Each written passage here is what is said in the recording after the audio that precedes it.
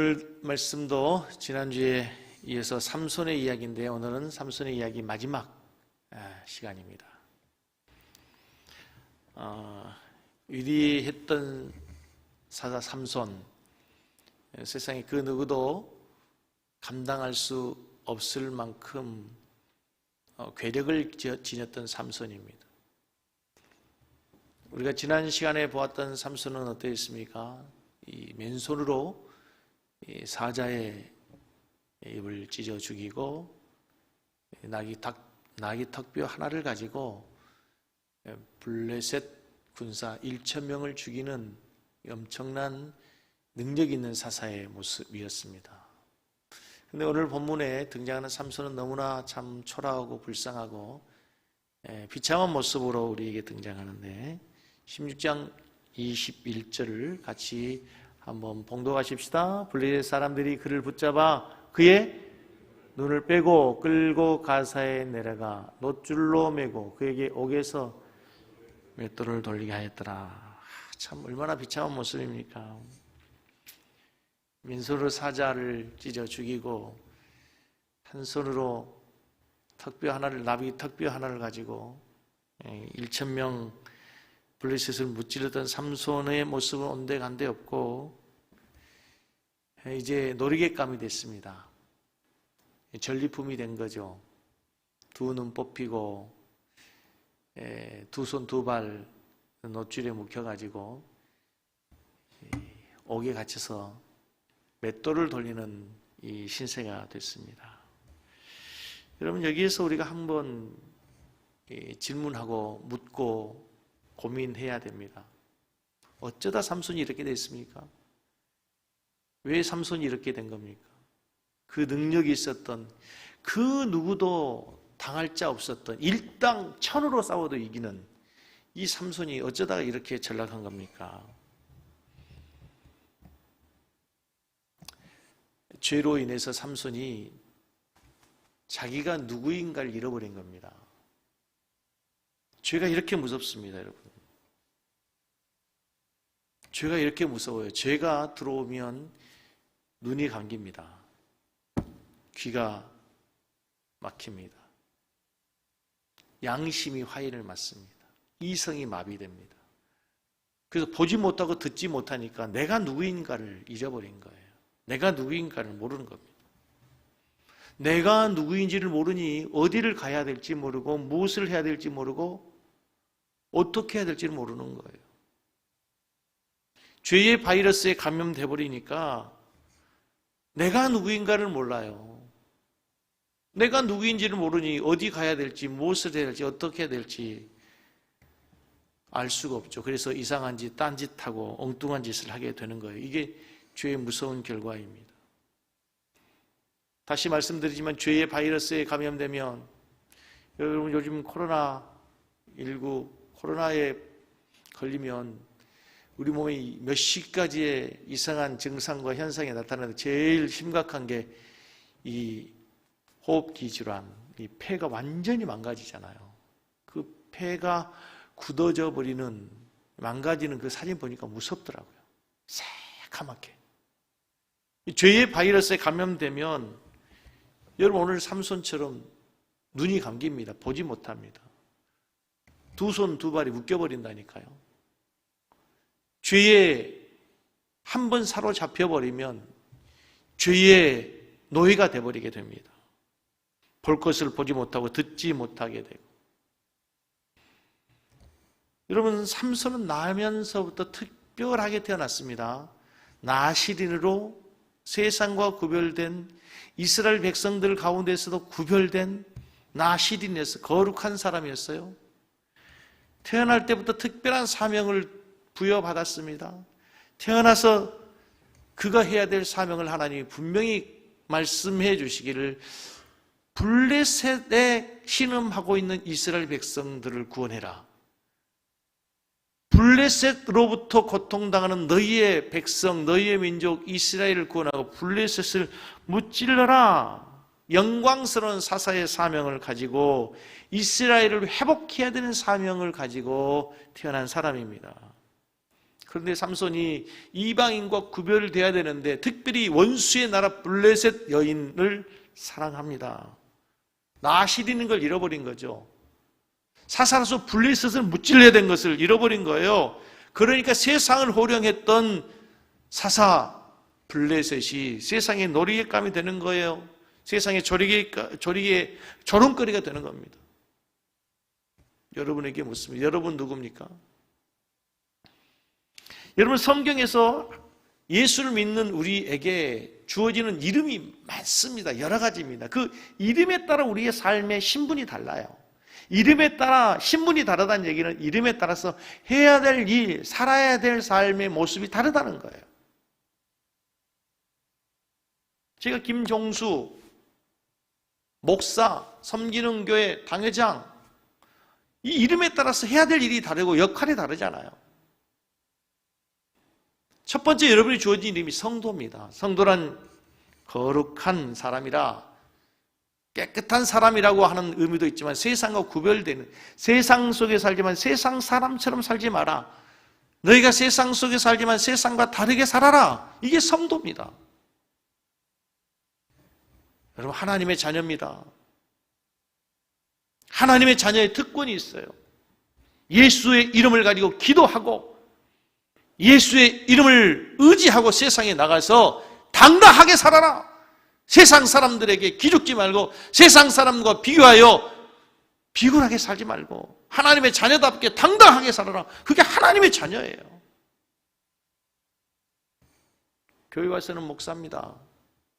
장로, 안수집사, 권사입니다. 직분이 있어요. 목사가 해야 될 일, 장로가 해야 될 일, 권사가 됐으면 해야 될 일, 안수집사가 됐으면 해야 될 일, 집사로 성도로서 해야 될 일이 각자가 있다. 이걸 잊지 말아라. 내가 누구인가를 잊지 말아야 돼요. 죄에 사로잡히면, 죄가 들어와버리면 눈이 감기고 귀가 막히고 이성이 마비되고 양심이 화인 맞으면 이것을 잃어버리는 거예요. 그래서 하지 말아야 될 일을 하는 거예요. 다투지 말아야 될, 교회에서 다투고 분쟁하고 싸우고 하나님의 자녀로서 해야 될 마땅한 권세를 누리지 못하며 살게 되는 거예요. 이게 삼손의 모습을 통해서 우리에게 말씀하는 거예요. 자기가 누구인지를 잃어버리고 죄에 사로잡힌 삼손이 오늘 어떻게 삽니까? 나신으로 구별된 거룩한 삶을 살아야 했던 삼손이 곧 블레셋에게 고통받으며 살아가는 이스라엘 백성들을 구해야 되는 사사로서의 사명을 가졌던 삼손이 하나님의 나라의 영광을 회복하고 이스라엘 나라의 그 민족을 구원해야 될 삼손이 사명을 잃어버리고 살아가니까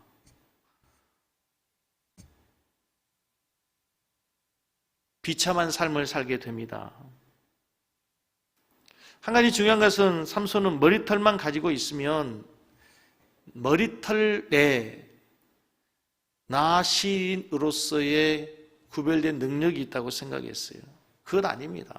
지난주에 말씀했던 것처럼 머리털에 그의 괴력이 있는 것이 아니라 그에게 임하신 하나님의 성령이 함께할 때 그에게 그런 능력이 나타나는 은사와 능력이 주어지는 삶이 되었던 거죠. 삼손이 힘을 잃어버린 것은 머리털 때문이 아니라 지난주에 봤던 16장 20절에 여호와께서 이미 자기를 떠나신 줄 알지 못했더라 그랬죠. 맨 마지막에 이미 하나님의 영이 그를 떠나버린 거예요. 지난주에 말씀드렸던 것처럼 여러분, 하나님이 우리에게 함께하는 것이 얼마나 큰 축복이고 능력입니까?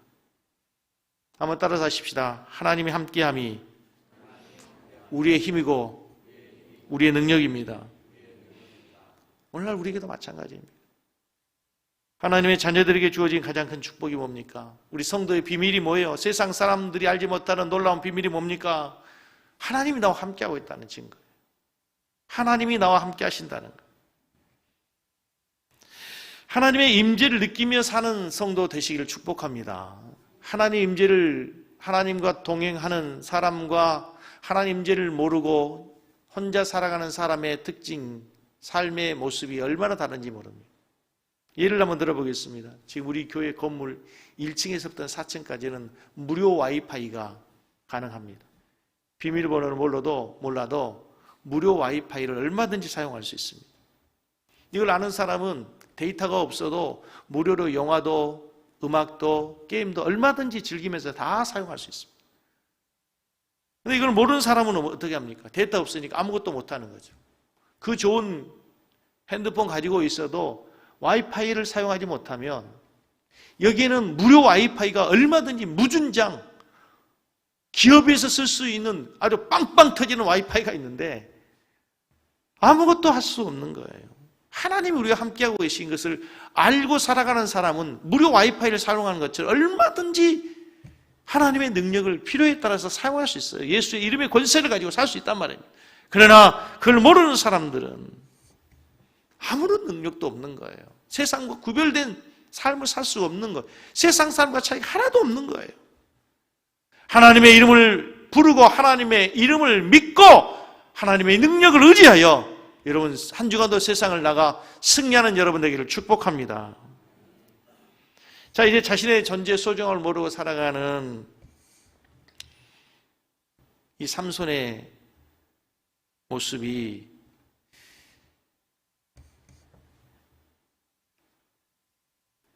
얼마나 비참한지, 그리고 그 모습이 의미하는 바가 무엇인지 우리가 한번 살펴보기를 원하는데요. 아까 봤던 21절을 다시 한번 보시면 16장 21절을 다시 한번 보시면 16장 21절을 다시 한번 띄워보세요. 같이 읽습니다. 블레셋 사람들이 그를 붙잡아 그의 눈을 빼고 끌고 가서 가사에 내려가서 놋줄로 매고 그에게 옥에서 맷돌을 돌리게 했더라. 여러분, 이 본문이 의미하는 바가 뭔가 하면요, 맷돌을 돌리는 일은 사람이 하는 일이 아닙니다. 생각해 보십시오. 큰 돌, 사람 힘으로 얼마나 돌겠습니까? 돌려봐야 몇 바퀴 돌릴 수 있겠습니까? 그래서 고도로 가면 짐승들을 이용하죠. 짐승들을. 지금이야 뭐 기계로 모터로 하지만 고도로 가면 사람보다 힘센 소나 말이나 나귀, 특별히 팔레스티나에서는 말보다는 나귀를 사용해서 맷돌을 돌렸어요. 무거운 돌을 돌리는 것은 사람의 힘으로 불가능하기 때문에 나귀를 사용했습니다. 재미있지 않습니까? 생각해 보십시오. 조금 전 얼마 전까지만 해도 나귀표 하나를 가지고, 그렇죠, 1,000명의 블레셋을 무찔렀던 삼손입니다. 젊은 사자의 입을 맨손으로 찢어 죽인 삼손입니다. 그런데 지금 삼손이 뭐가 된 거예요? 짐승 나귀가 된 거예요.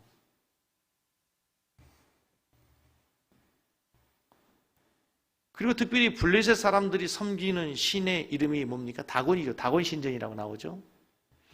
근데 당시의 가나안의 신들은 농경사회이기 때문에 다 풍요의 신입니다. 이스라엘 백성들이 여호와 하나님을 버리고 가나안 땅에 들어가서 섬기는 바알, 아세라, 다곤, 이런 신들은 다 풍요의 신이에요. 풍요. 농경의 신이란 말입니다. 이 다곤 신도 마찬가지예요. 토지와 곡식의 신입니다. 그런데 삼손이 몇 년 전 무슨 일을 했습니까? 추수하기 전 밀이 다 익어있는 밀밭에 여우에게 횃불을 달아가지고 온 밀밭을 다니면서 불을 질러버렸습니다. 그게 사실은 무슨 의미냐면 그들의 신 다곤이 농사를 주관하고 풍요를 주관한다고 하는데 불을 질러버리면서 다곤신을 조롱한 거예요. 너희들이 믿는 다곤신 아무것도 아니다. 너희들이 믿는 다곤신 여우에게도 이 다 불타버릴 수 있는 신이라고 조롱하는 거예요. 그런데 이제 삼손이 다곤신 당에서 곡식을 타작해놓은 그 곡식을 맷돌로 돌리면서 그 오히려 다곤신상에서 놀이객감이 된 거예요. 이 모습을 보면서 블레셋 사람들은 뭐라고 합니까? 우리의 토지를 헐고 우리의 곡식밭을 불사르고 우리의 백성들을 죽게 되는 원수의 삼손의 꼴을 보라. 하나님이 아니 우리의 신 다곤이 그를 우리의 손에 붙였도다. 블레셋을 나귀 같은 놈이라고 놀리던 삼손이 이제 반대로 짐승처럼 나귀가 했던 일을 보면서 하나님을 조롱하고 삼손을 조롱하고 그들의 신 다곤의 이름을 높이 불렀단 말입니다. 지금 사사기를 우리가 특별히 삼손의 이야기를 보면서 이 삼손의 이야기를 기록하고 있는 사사기 저자는 의도적으로 대꾸법을 사용하고 있어요. 지난주에 살폈던 것처럼 작은 태양 삼손을 어둠의 여인 드릴라가 삼켜버리죠. 어둠이 빛을 삼켜버려요. 태양과 어둠을 대꾸법으로 사용했어요. 뿐만 아니고 나귀 턱뼈를 가지고 블레셋을 무찔렀던 삼손이 이제는 뭐예요? 나귀가 되어가지고 오히려 짐승이 되어가지고 사자를 찢어 죽였던 그 삼손이 짐승처럼 짐승보다 못한 모습으로 비참한 모습으로 맷돌을 돌리고 있는 거예요. 여러분 오늘 이 그림을 통해서 이 말씀을 통해서 지금 하나님께서 우리에게 하시는 말씀이 있어요. 우리에게 주시는 말씀이 있다면 이 말씀이 먼 옛날 3000년 전에 고대 이야기가 아니라 지금 우리에게 주시는 경고예요. 하나님의 백성들이 하나님의 교회가 사명을 잃어버리고 본분을 잃어버리고 소명을 잃어버리면 이렇게 된다는 거예요. 삼손처럼 세상에 놀이개감 되고 두 눈 뽑히고 두 말 묶이고 두 손 묶여가지고 세상에 비웃음거리 조롱거리 된다는 거예요. 너희가 빛인데 소금인데 그 맛을 잃어버리고 빛을 잃어버리면 세상에 버림받고 세상에 짓밟히게 된다는 거예요. 지금 이 시간도 여러분 하나님께서 우리에게 하시는 이 살아계신 하나님의 음성이 여러분의 영혼 속에 심령에 들려지는 시간이 되기를 주의 이름으로 축복합니다.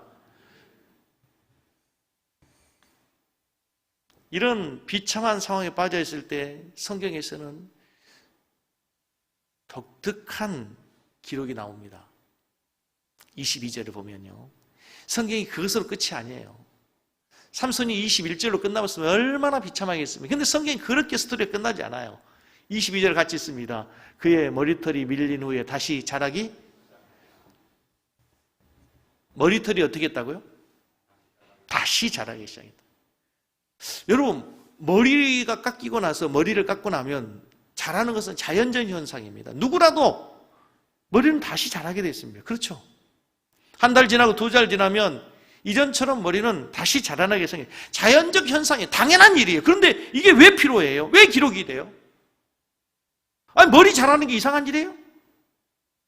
그러나 성경에서는 특별히 삼손에게 있어서는 머리는 특별해요. 하나님이 함께하고 계시는 증거요, 표징이에요. 하나님의 사람이라고 하는 나시린이라고 하는 구별된 증표 가운데 하나가 뭐예요? 삭도를 대지 마라. 그 머리는 하나님이 너와 함께하고 있으며 내가 구별된 하나님의 자녀라고 하는 증표인 거예요. 증표. 머리가 점차 자라고 있다는 것입니다. 희망이 꺼지지 않고 있는 거예요. 희망의 불씨, 희망의 씨앗, 희망의 소망이 자라고 있다는 거예요. 하나님의 은혜가 떠나지 않았다는 거예요. 하나님의 은혜가 회복되고 있다는 거예요. 하나님의 은혜가 지금도 그와 함께하고 있다고 하는 것을 지금 보여주고 있는 거예요. 이게 삼손이 모르는 사이에도 하나님의 은혜는 떠나지 않고 있다고 하는 것을 성경은 말씀하고 있는 거예요.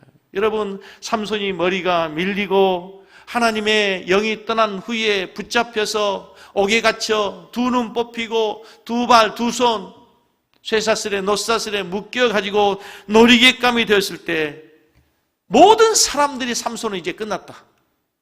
심지어는 블레셋 사람뿐만 아니라 삼손 자신도 자신은 끝났다고 생각했어요. 무엇보다도 삼손 자신이 자기 자신을 용서할 수 없었을 거예요. 밀어냈던 자신의 삶, 자신의 삶을 후회하면서 낙심과 절망과 회한에 빠져 있었을 삼손을 향해서 어느 날 하나님께서 머리털이 다시 자라고 있음을 자각하게 하신 거예요.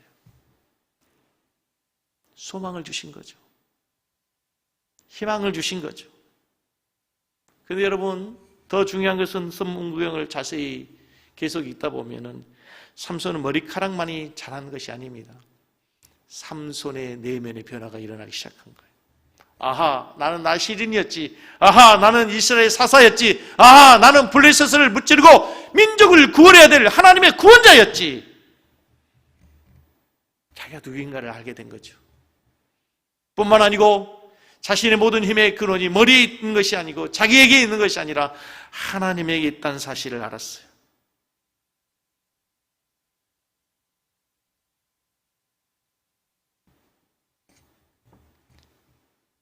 자신이 잘나서가 아니고 자신의 힘에 의해서가 아니고 하나님의 은혜였다는 사실을 아는 순간, 아하, 하나님의 은혜가 필요하구나. 순간 삼손이 결심합니다. 이제 다시 시작해야 된다. 다시 돌아가야 되겠다. 나의 영광스러운 자리로, 거룩한 소명의 자리, 나시린의 자리로, 이스라엘 백성들을 구원하고 하나님의 영광을 높여야 될 사사의 자리로 돌아가야 되겠구나. 머리카락이 자라고 있다는 사실을 깨닫는 순간 하나님의 은혜가 회복되고 하나님이 다시 자신에게 기회를 주고 있다는 사실을 깨닫는 순간 삼손은 하나님께 기도할 용기가 생깁니다.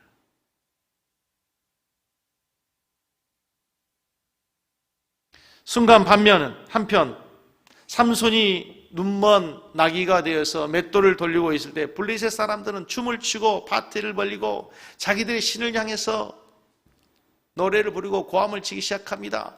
삼손을 저주합니다.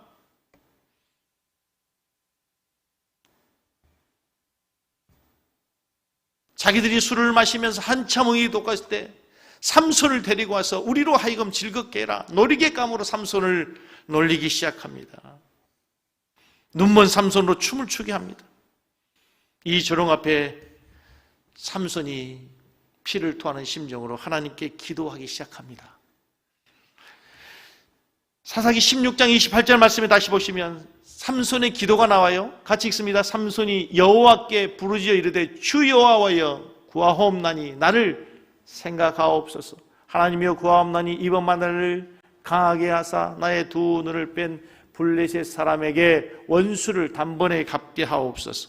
재미있는 사실은 여러분 기억나십니까? 사사 삼손의 시대에는 다른 사사 시대와 달리 고통당하고 신음당할 때 여호와께 부르짖었다라는 단어가 없었어요.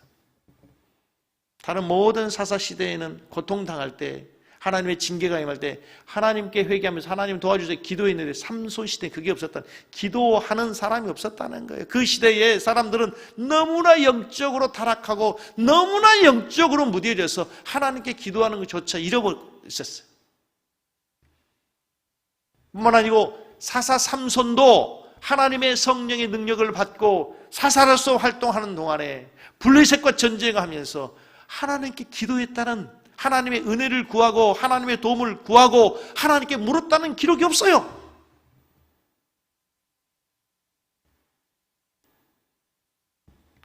그런데 삼손이 이제 모든 것을 다 잃어버린 후에 정말 인생의 가장 밑바닥, 가장 비참한, 가장 처참한 상황 속에서 기도하기 시작합니다. 여러분, 한 가지 아쉬운 점은 사단의 공격 전에, 삼손이 무너지기 전에, 이런 비참한 모습 전에 기도했더라면 얼마나 좋을까요? 기도는 두 가지 종류의 기도가 있어요. 공격받기 전에, 사단의 공격을 받기 전에 내가 먼저 사단을 공격하고 기도로 내 자신을 지키고 보호하는 방어용 기도가 있어요. 방어용 기도. 두 번째는 내가 사단의 공격으로 쓰러지고 넘어지고 무너져가지고 비참한 상황 속에 있을 때 하나님의 은혜의 도움을 구하는 요청의 기도가 있어요. 다행스러운 것은 이 마지막 순간에 삼손은 그래도 기도할 수 있었다는 거예요. 그 절망의 순간, 두 눈 뽑히고 두 손 두 발 묶인 상황 속에서 놀이개감으로 졸려 맷돌 돌리는 그 순간에라도 기도할 수 있었다는 게 얼마나 감사한 일이에요.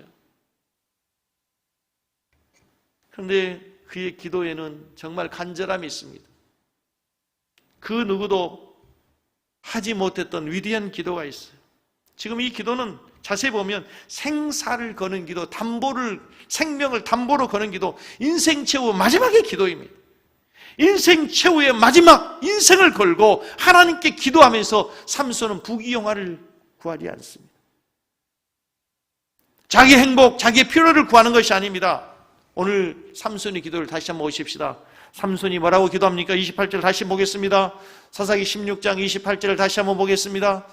삼손이 여호와께 부르짖으되 주 여호와여 구하옵나니 첫 번째 뭐요? 나를 생각하여 주십시오. 나를 생각하여 주십시오.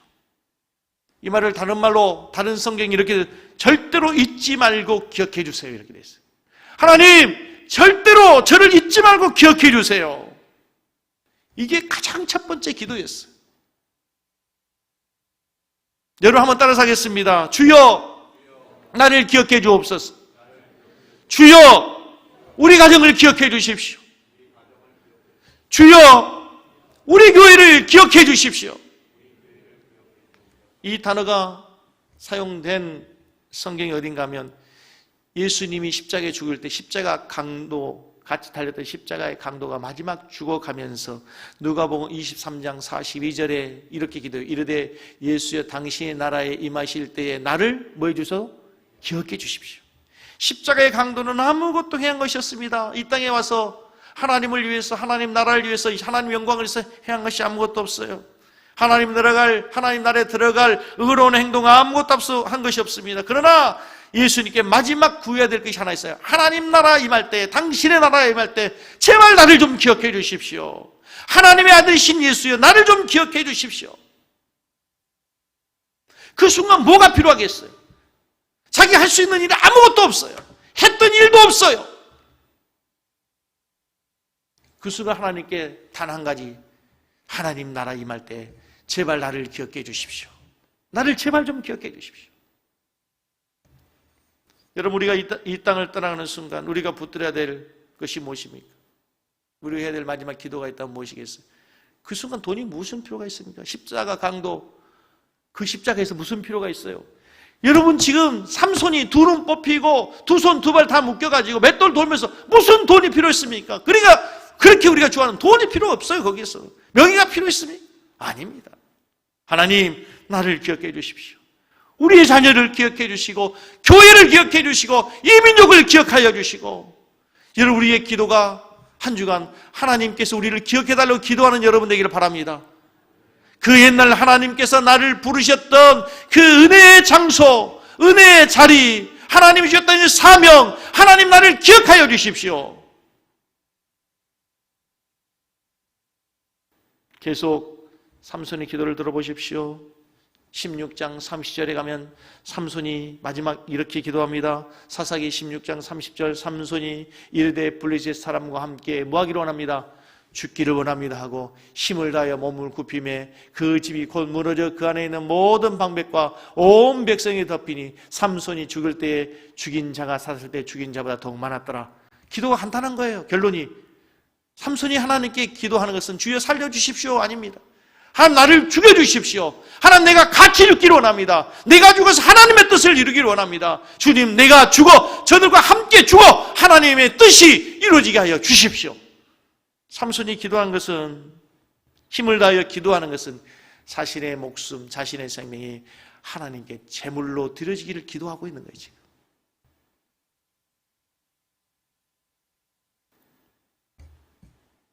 삼손의 기도를 정리하면 이런 거예요. 하나님, 하나님의 이름을 부를 자격조차 없는 철부지, 죄인, 사사가 감히 하나님께 부르짖어 기도합니다. 일찍이 나를 나신으로 부르시고 사사로 부르셨던 그때의 종을 기억하여 주십시오. 하나님 제가 지금 모든 것을 잃어버리고 이런 모습, 초라한 모습으로 있지만 종에게 다시 한번 기회 주십시오. 다시 한번 종을 강하게 하사 종이 눈이 뽑히고 두 손 두 발 묶여 짐승처럼 나를 맞는 저 원수들을 내가 죽이고 하나님의 이름을 조롱하는 자들과 함께 죽어 하나님의 이름을 높이고 하나님의 나라를 회복하고 하나님 나라를 선포하겠습니다. 하나님 원수를 무찌는 재물이 되겠습니다. 나를 사용해 주십시오. 제발 하나님의 이름을 조롱하는 자들과 함께 죽게 해주십시오. 그리고 자신을 안내하는 소년 장병에게 신전을 버티고 있는 두 기둥으로 자기를 안내해달라고 합니다.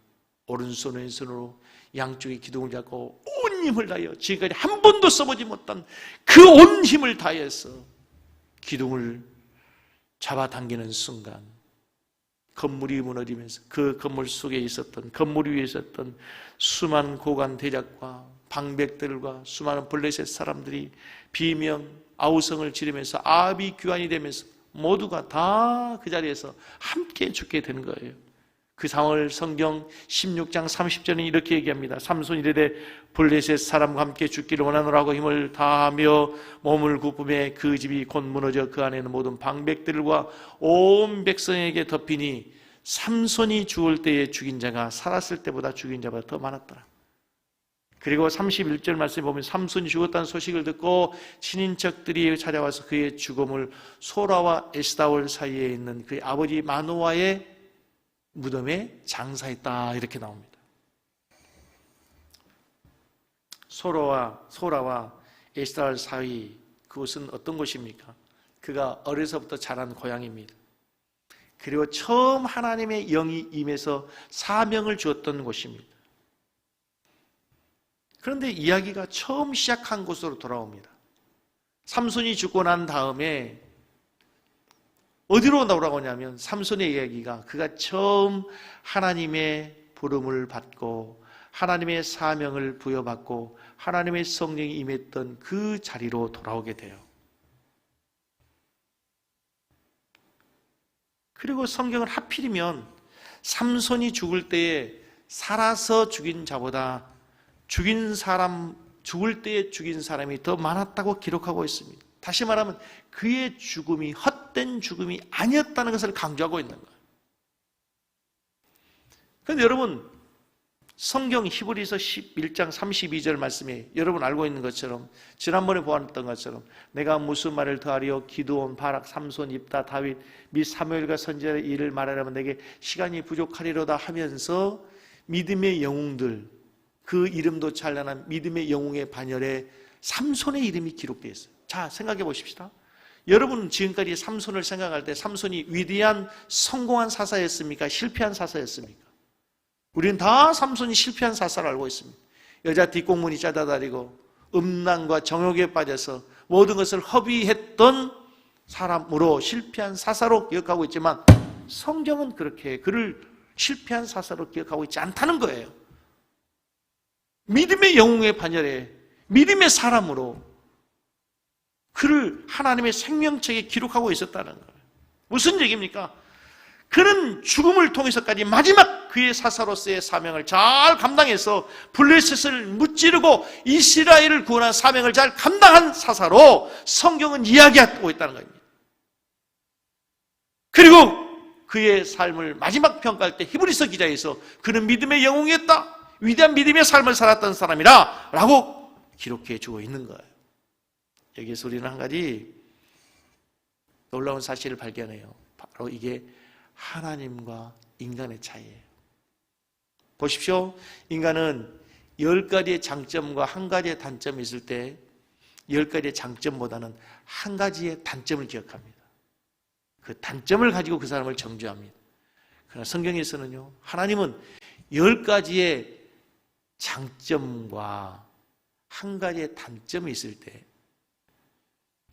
하나님께서는 10가지의 단점과 한 가지의 장점이 있을 때 10가지의 장점을 기억하지 않고 한 가지의 장점을 기억해 주시는 거예요. 제 말이 맞죠? 틀고 있는 거예요? 헷갈려요? 하나님은 10가지의 단점이 있어도 우리를 10가지 단점을 기억하지 않고 한 가지의 단점이 있을 때 그걸 기억해 주는 거예요. 삼손이 그동안에 얼마나 많이 실수했습니까? 삼손이 얼마나 많이 하나님 앞에 죄를 지었어. 그런데 마지막 순간에 죽음을 다하여 죽음으로 사명을 감당한 그 모습을 보고 그는 위대한 사사였다. 그런 위대한 믿음의 사람이었다. 여러분, 우리가 이 땅에 살아가면서 죄가 많아요? 의가로운 사람이 많아요? 우리가 얼마나 매일매일 죄를 많이 짓습니다. 근데 하나님은 우리를 평가하실 때 그런 모든 일평생이었던 수많은 죄들을 기억하지 않고 이 땅에 살았던 삶 속에 딱 한 가지, 내가 예수 믿고 예수 그리스도를 하나님의 자녀로 예수 그리스도를 영접해 하나님의 자녀된 그 한 가지를 보고 너는 나의 자녀야, 나의 백성이야. 영원한 생명을 주시는 하나님이라는 사실을 믿으시기를 주의 이름으로 축복합니다. 이게 하나님의 역사예요. 이게 구원이에요. 이게 복음이에요. 이게 하나님의 은혜란 말이에요.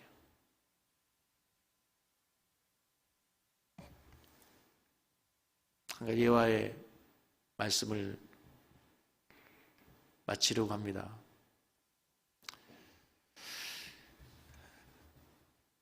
요즘에 복숭아 계절이죠.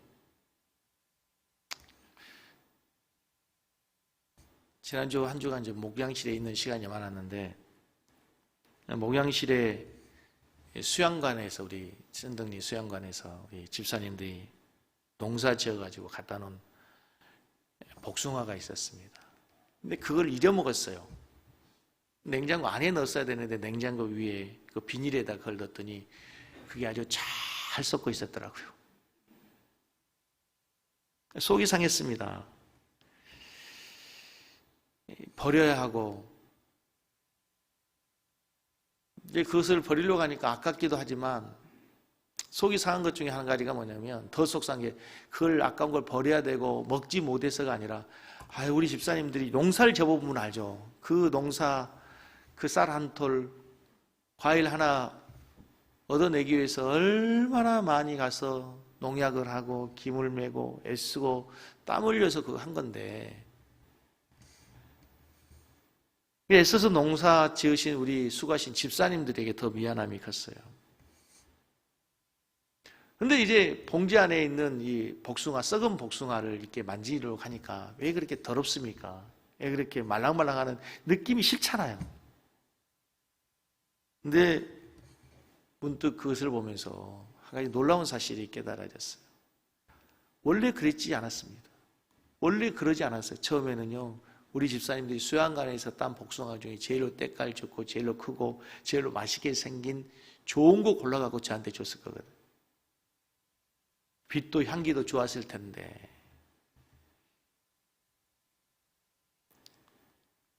그것을 보면서, 그 썩은 복숭아를 보면서 저를 본 거죠.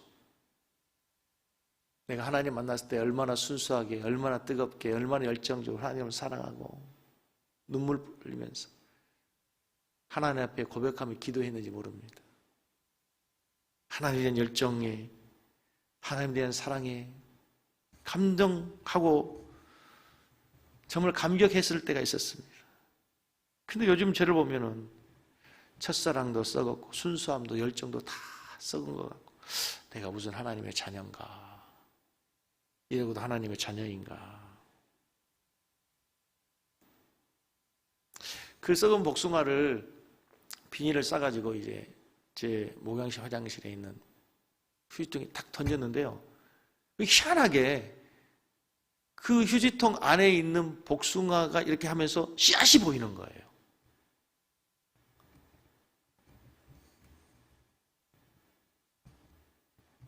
그 버려진 복숭아, 물러 터진 그 복숭아 사이로 나온 씨앗을 보면서 깜짝 놀란 새로운 은혜가 임했습니다. 아하, 이게 다가 아니구나. 썩은 복숭아로 끝이 아니구나.